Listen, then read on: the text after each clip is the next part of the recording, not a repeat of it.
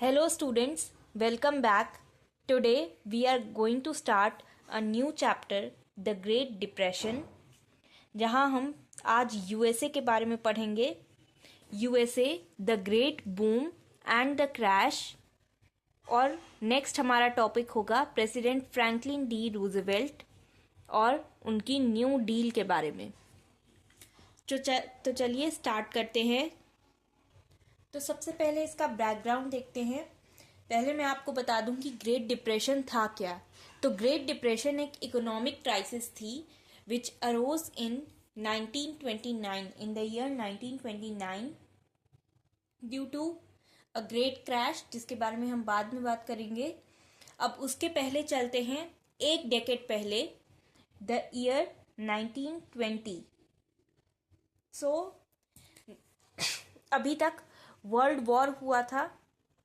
World war के बाद जो अमेरिका के प्रेसिडेंट थे, president Wilson, he failed to persuade the American senate to approve USA की joining in the league of nation.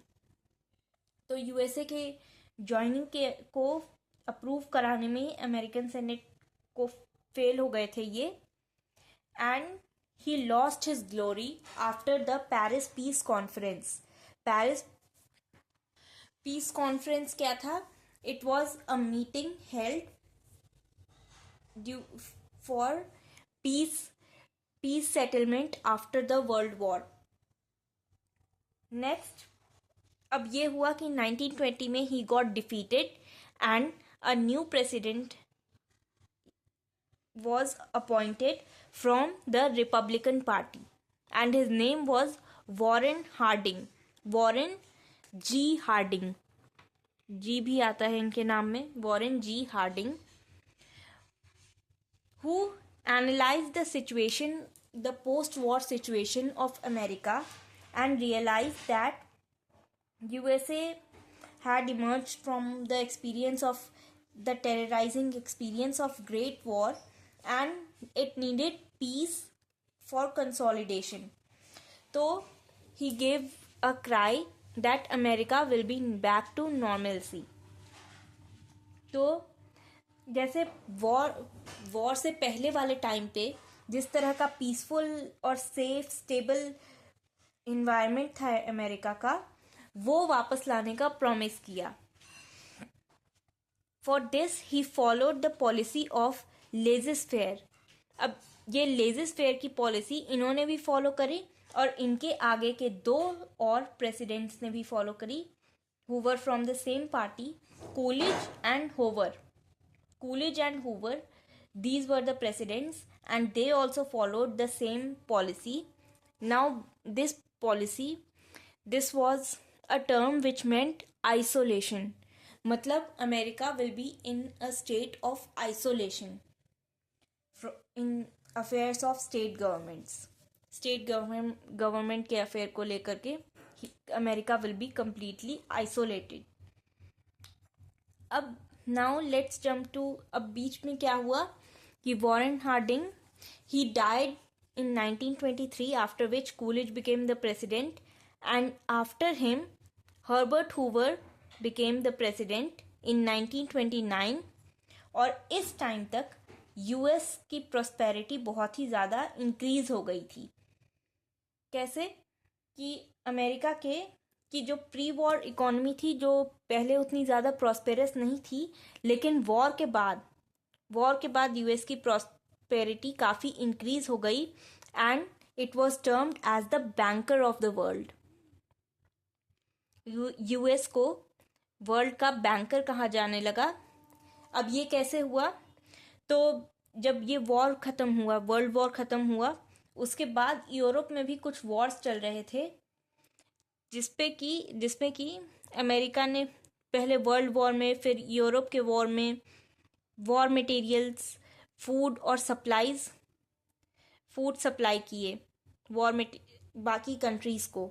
And they even provided debts, loan भी provide किया कई सारी कंट्रीज़ को, काफ़ी $million का.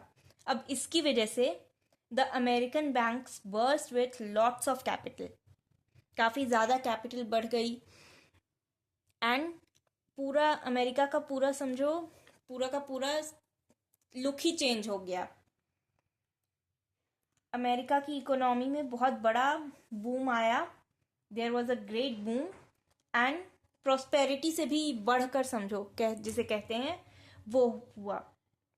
इंडस्ट्री काफ़ी ज़्यादा फ्लरिश करने लगी, लोगों की लाइफस्टाइल में चेंज आया। Sky scrapers dotted the American skyline. Electricity से लाइफस्टाइल इजी बन गई। इलेक्ट्रॉनिक गुड्स जो थे वो मार्केट में फ्लड करने लगे, वो मार्केट में काफ़ी ज़्यादा अमाउंट में बिकने लगे। एंड ऑल्सो अमेरिकन बैंक्स जो थे प्लस शेयर मार्केट्स काफ़ी ज़्यादा उसमें भी काफ़ी ज़्यादा उछाल आया। And at this time cinema also became very popular. Women's movement भी स्टार्ट होने लगे। अब नेक्स्ट क्या हुआ, ये साइंस टेक्नोलॉजी और मैनेजमेंट की वजह से भी कैपिटल जो थी वो मल्टीप्लाई होती गई। हेनरी फोर्ड की जो फैक्ट्री थी उन्होंने नई कार्स बनाई और नई कार्स का इतनी सारी कार्स बनाई कि 1919 में जहां 6 मिलियन कार्स थी 1929 में ऑलमोस्ट 5 टाइम्स हो गई, 29 मिलियन। अब आपने ये तो सुना होगा कि over confidence leads to downfall, तो अमेरिका के साथ भी इस सिचुएशन में यही हुआ। सो अब बात करते हैं ग्रेट क्रैश या ग्रेट डिप्रेशन की। इसके कई सारे रीजंस थे। पहली बात तो ये सबसे ज़्यादा मेन रीज़न जो कि मार्क्सिस्ट स्कॉलर्स ने बताया है कि ओवर प्रोडक्शन और लेस कंजम्पशन। सो मार्क्सिस्ट फिलॉसफी क्या थी कि जो इकॉनमी है, जो कैपिटल है, वो उस पर स्टेट का कंट्रोल होना चाहिए, ये थी उनकी फिलॉसफी। बट अमेरिका में स्टेट का कंट्रोल नहीं होता, यहाँ पर कैपिटलिज्म चलता है। So industries have control over the wealth. So यहाँ पर उन्होंने कहा कि जो ओवर प्रोडक्शन, काफ़ी ज़्यादा फर्म्स तो अपने हिसाब से अपना ओवर कॉन्फिडेंस में आकर के ज़्यादा प्रोड्यूस करने लगे, बिकॉज इंडस्ट्रीज जैसी सिचुएशन हो गई थी अमेरिका की कि इंडस्ट्रीज काफ़ी ज़्यादा फ्लरिश कर रही हैं, काफ़ी इकोनॉमी में काफ़ी बड़ा बूम आया है, काफ़ी बढ़ गई है इकोनॉमी। सो ऐसी सिचुएशन में फर्म्स ने ज़्यादा ध्यान नहीं दिया and they started producing more than the demand. जितनी डिमांड नहीं थी उससे काफ़ी ज़्यादा प्रोड्यूस करने लगे अपने प्रोडक्ट्स, कोई भी, चाहे कार्स हो गई या कोई भी इलेक्ट्रॉनिक आइटम और एनीथिंग। सो ये था मार्क्सिस्ट व्यू। बट कई सारे लिबरल हिस्टोरियंस जो हैं उनके भी कई सारे रीजंस हैं कहने के।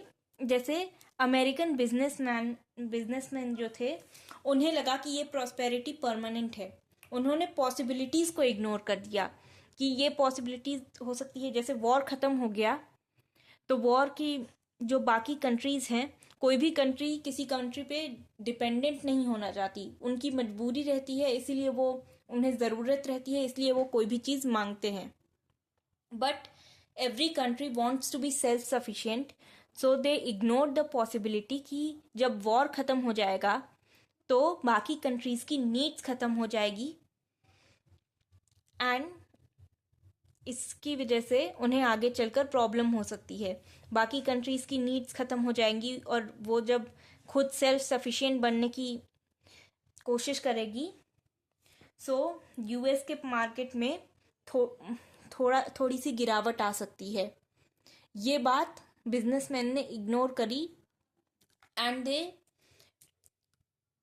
started producing more than required. Next, share market के इन्वेस्टमेंट्स।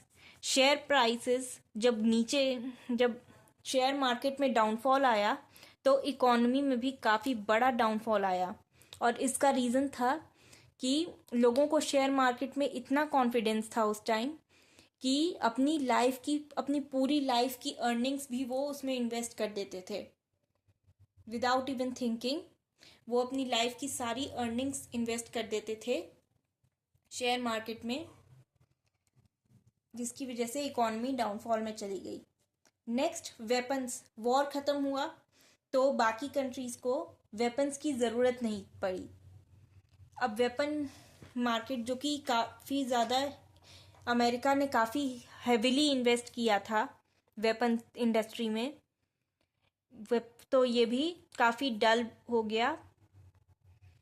नेक्स्ट था uneven distribution of wealth. So US में डिस्ट्रीब्यूशन ऑफ वेल्थ काफ़ी अनइवन है, जो कि वॉर के बाद लोगों की जो पुअर क्लास थी, अमेरिका की पुअर क्लास जो थी, उसकी परचेजिंग कैपेसिटी भी रिड्यूस हो गई, जिसकी वजह से काफ़ी बड़ी प्रॉब्लम, ये भी एक रीज़न था ग्रेट डिप्रेशन का। अब रिपब्लिकन पार्टी के क्या एफर्ट्स थे कि उन्होंने लिकर पर बैन लगाने की कोशिश करी, बट इससे लोगों की ड्रिंकिंग हैबिट्स में कोई चेंज नहीं आया। उन्हें लगा कि लिकर पर बैन करने से, लिकर पर या ड्रिंक्स पर बैन करने से काफ़ी मतलब इकॉनमी थोड़ी स्टेबल हो जाएगी, बट ऐसा नहीं हुआ and it had become a business. अब बात करते हैं वॉल स्ट्रीट क्रैश की। सो वॉल स्ट्रीट क्रैश क्या था कि वॉल स्ट्रीट एक जगह है in New York. So share prices drop हो गई। Wall street crash, great depression को ही वॉल स्ट्रीट क्रैश कहा जाता है। तो जब शेयर प्राइसेस ड्रॉप हुई तो लोगों का शेयर में और बैंक्स में कॉन्फिडेंस काफ़ी ज़्यादा शेक हो गया। बाय 1932 शेयर प्राइसेस लगभग 80% तक गिर गई थी। बैंक्स पर से लोगों का भरोसा उठ गया। So most of the banks were closed. लगभग 14 मिलियन पीपल अनएम्प्लॉयड हो गए, और जिनके जॉब्स बचे हुए थे उनको वेजेस बहुत कम मिलने लगा। प्रेसिडेंट हूवर के क्या स्टेप्स लिए? He impose tariff on imports. So he wanted to create confidence in the industries. तो इसके लिए उन्होंने इम्पोर्ट्स पर टैरिफ इम्पोज कर दिया, इंक्रीज कर दिया, और टैक्सेस रिड्यूस कर दिए ताकि लोगों की परचेजिंग पावर इंक्रीज हो। Emergency relief and reconstruction act पास किया, फेडरल लोन स्टेट गवर्नमेंट को देने के लिए, स्टेट गवर्नमेंट को प्रोवाइड करने के लिए।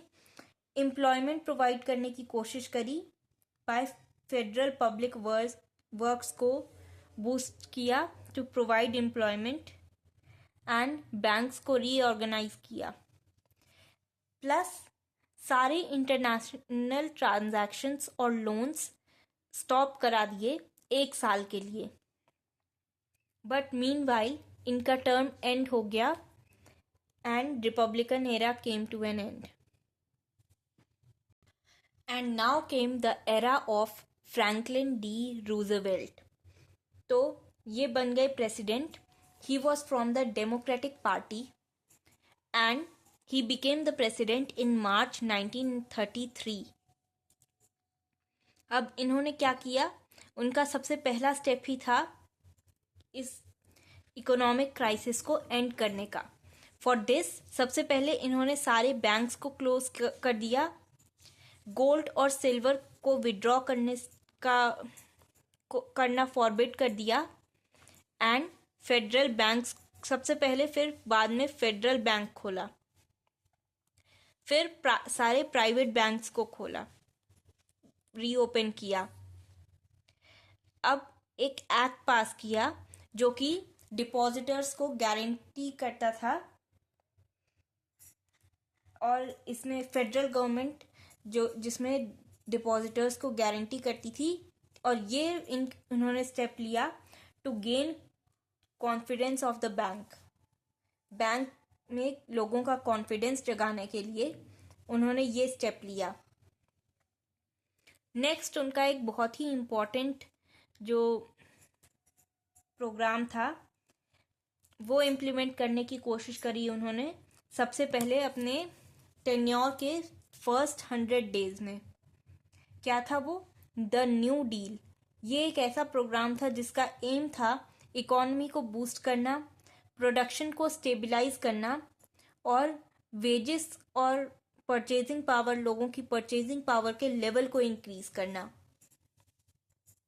अब इसके लिए उन्होंने पब्लिक वर्क्स एडमिनिस्ट्रेशन एक सेटअप किया, सुपरवाइज करने के लिए हैवी इंडस्ट्रीज के कंस्ट्रक्शन को, और नेशनल रिकवरी एडमिनिस्ट्रेशन को सेट किया कंपटीशन एंड करने के लिए।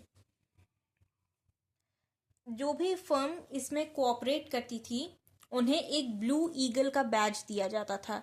Now this blue eagle symbol was a very important symbol at times of Great Depression. लेकिन इनके इस स्टेप को अमेरिकन सुप्रीम कोर्ट ने इल्लीगल माना, इल्लीगल डिक्लेयर कर दिया उनके ओल्ड जजेस ने, जो ओल्ड फैशन एजेड जजेस थे उन्होंने। Now talking about the agriculture field, so उसके लिए इन्होंने एग्रीकल्चर में प्रोडक्शन को लिमिट कर दिया। अब ये क्या रीज़न था इनका कि अगर किसी भी चीज़ की कमी होगी, अगर एग्रीकल्चर की कमी होगी सो प्राइस रेज हो जाएगी, जिससे कि एग्रीकल्चरल प्रोडक्शन को इंसेंटिव मिलेगा और फिर mechanized the agriculture and government subsidy दी थी फर्म्स को, प्रोवाइड करी थी गवर्नमेंट सब्सिडी, जो कि प्राइस रेज करने के लिए प्रोडक्शन को लिमिट करेंगे उन फर्म्स के लिए। सिर्फ फार्मर्स ने कॉटन प्लांट्स प्लो करने स्टार्ट कर दिए and these were the all the steps for improving agriculture. Next बात करते हैं टेनेसी वैली में ओवर फार्मिंग की वजह से वो लैंड बैरन बन गई थी 1933 में। सो उन्होंने पास किया टेनेसी वैली अथॉरिटी, जो कि फाइनेंस करती थी गवर्नमेंट फाइनेंस करती थी and they build dams across the river, irrigation को प्रमोट करने के लिए, इलेक्ट्रिसिटी सप्लाई करने के लिए और फ्लड को प्रिवेंट करने के लिए। Hydro electricity cheap fertilisers produce करती थी और नए फार्मिंग मेथड्स को encourage किया जाने लगा। इन सब के रिजल्ट्स क्या हुए कि प्राइस इंक्रीज हो गई, बिजनेस इम्प्रूव हो गया और अनएम्प्लॉयमेंट काफ़ी हद तक ड्रॉप हो गई। बाद में रूजवेल्ट ने फिर स्कूल्स, रोड्स, ब्रिज बनाने स्टार्ट करे मोर एम्प्लॉयमेंट जनरेट करने के लिए। 1934 में उन्होंने एक एक्ट पास किया स्टॉक मार्केट को रेगुलेट करने के लिए एंड देन 1935 में एक और एक्ट पास किया जिसका नाम था सोशल सिक्योरिटी एक्ट, जो कि स्टेट सब्सिडी प्रोवाइड करता था विडोज, चिल्ड्रन, ऑर्फन्स और हैंडीकैप को। और इस तरह का लेजिस्लेशन कभी भी यूएसए में पहले पास नहीं हुआ था। सो इस सब का रिजल्ट ये था, ओवरऑल रिजल्ट तो ये था कि न्यू डील काफ़ी ज़्यादा एफिशिएंट प्रूव हुई और इससे अमेरिका का इकोनॉमिक डिप्रेशन एंड हो गया और प्रॉस्पेरिटी रिस्टोर हो गई। बट एक और बात आपको जाननी ज़रूरी है that Roosevelt faced opposition from the conservatives. अब कंजर्वेटिव्स उनकी इस न्यू डील को अप्रूव नहीं करते थे क्योंकि उनके अकॉर्डिंग फेडरल इंटरफेरेंस स्टेट में होना था इस न्यू डील के इम्प्लीमेंटेशन की वजह से, जो कि वो अप्रूव नहीं करते थे, उन्हें लगता था कि ये कॉन्स्टिट्यूशन का वायोलेशन है। एंड फॉर दिस इन 1936 जब रूजवेल्ट को री इलेक्ट किया गया, so complaints were made before the supreme court. जैसा कि मैंने पहले बताया कि जजेस ने उनकी इस न्यू डील को इलीगल डिक्लेयर किया था। बट जब ये जजेस रिटायर हुए, since they were old they retired very soon, नए जजेस अपॉइंट हुए जिन्होंने कि न्यू डील को अप्रूव कर दिया था and it was passed in 1938। So I hope आपको यहाँ तक समझ आ गया हो। अगली बार हम बात करेंगे, नेक्स्ट वीडियो में हम बात करेंगे जर्मनी, जापान, ब्रिटेन और फ्रांस के ग्रेट डिप्रेशन पर उन पर क्या इम्पैक्ट पड़ा इसकी।